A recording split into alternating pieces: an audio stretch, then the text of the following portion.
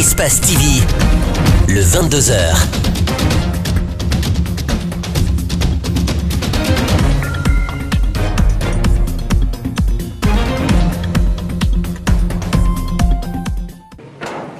Après 7 ans d'incarcération, c'est une dame épuisée et malade qui force un sourire devant ses proches venus l'accueillir à son domicile. Cette année de souffrance endurée, elle remercie l'homme qui lui a gracié. Je prie le bon Dieu qui m'a mis en prison, qui m'a libéré aujourd'hui. Et je remercie le professeur Alpha Condé de m'avoir gracié par la grâce de Dieu. Et je prie tous les Guinéens d'accepter ce qui m'est arrivé. Pendant ses premiers jours à la maison centrale, Fatou Badiara a subi des tortures lors de son interrogatoire. Mon genou là, qu'on m'avait torturé au moment de mon arrestation, jusqu'à présent les ligaments lâchent. Je ne peux pas marcher seul sans tenir quelqu'un. En plus de ce traumatisme, elle souffre du diabète et de l'hypertension. Et je suis cardiaque, donc je demande à toutes les bonnes volontés qui peuvent m'aider d'aller d'abord me soigner. Aujourd'hui, elle bénéficie du soutien moral de plusieurs proches venus partager ses moments de joie. C'est le cas de ce prédicateur qui était également détenu à la maison centrale.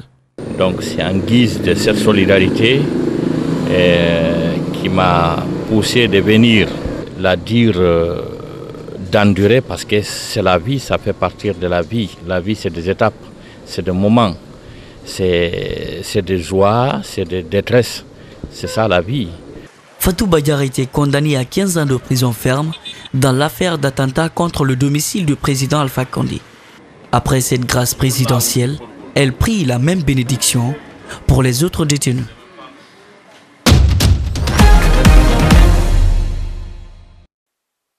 C'est une pirogue destinée à la pêche artisanale.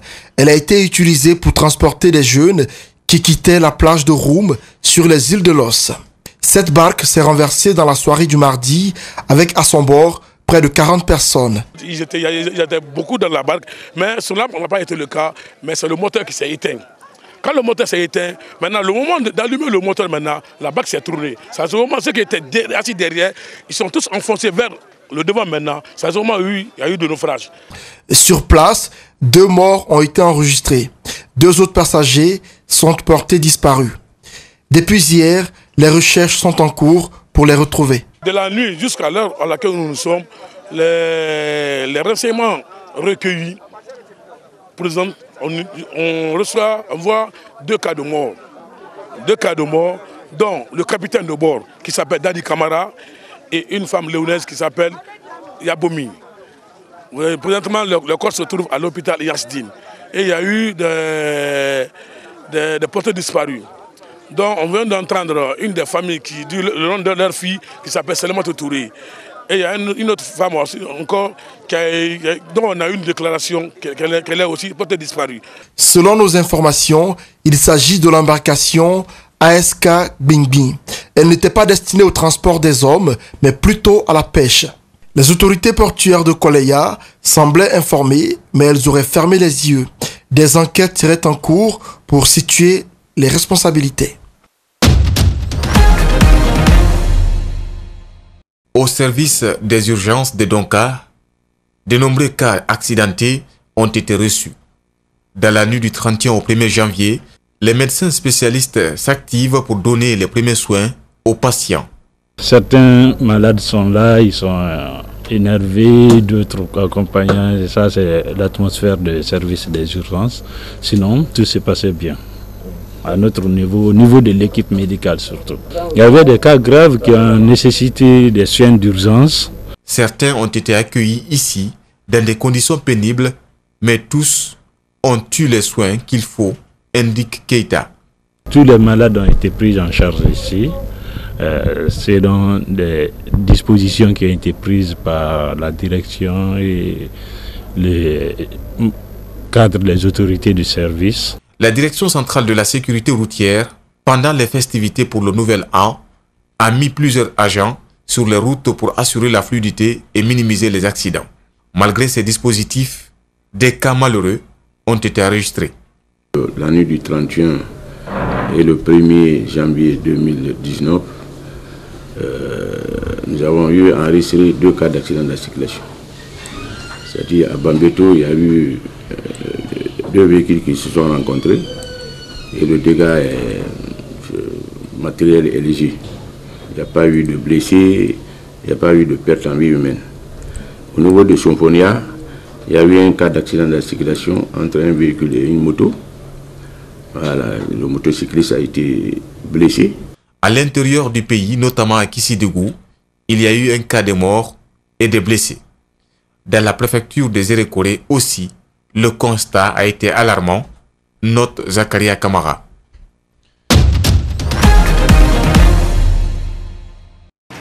Nombreux sont ceux qui estiment que la Guinée aurait pu avoir une baisse beaucoup plus conséquente suivant le rythme de la flexibilité sur le marché mondial. Nous tendons la main à tout le monde, à tous les acteurs sociaux, acteurs politiques, tout le monde, pour qu'ensemble nous puissions mener ce combat-là, pour dire au gouvernement qu'on ne peut pas faire payer s'il faut les conséquences de la délinquance financière aux citoyens. Ça ne peut pas marcher comme ça. Le manque d'organisation dans les mouvements de revendication est dénoncé par cet activiste de la société civile. Il y a eu des revendications par rapport à la diminution du prix du carburant à 8 000 francs. C'est allé jusqu'à un niveau, ça n'a pas marché. Dit à beaucoup de facteurs, manque d'organisation, la non-cohérence dans les idées, tout ça là. Mais à la fin, nous sommes restés à 10 000. Le citoyen a vécu les 10 000, il a subi les 10 000 jusqu'aujourd'hui. Entre accepter 9 500 et maintenir 10 000, qu'est-ce qui est plus profitable? Moi, je me dirais, je préfère les 9 500 que les 10 000. Au moins, les 500 francs peuvent être le prix d'un sachet d'eau pour moi. La mobilisation des recettes par l'État doit avoir une stratégie beaucoup plus efficace. Les politiques dénoncent un abus dans le cadre du carburant. Il est avéré que le gouvernement empoche une manne importante sur le prix du carburant et que la population continue de s'appauvrir. Donc c'est le niveau de consommateurs qui baisse. Ça veut dire que le gouvernement donne l'impression de mobiliser des recettes et continue d'appauvrir la population. Alors que tout le monde pouvait avoir l'avantage de la baisse, en ce sens que le niveau de consommation allait augmenter, ce qui veut dire que le dynamisme économique pouvait être impacté. Malheureusement, nous sommes dans un pays où les autorités sont mal inspirées et qui utilisent des leviers qui sont des raccourcis pour maintenir le niveau des recettes. En contrepartie, il n'y a pas de service public. 9 500 francs guinéens le litre, avec le baril qui est vendu en dessous de 50 $, devait être revu par le gouvernement pour le bénéfice des populations.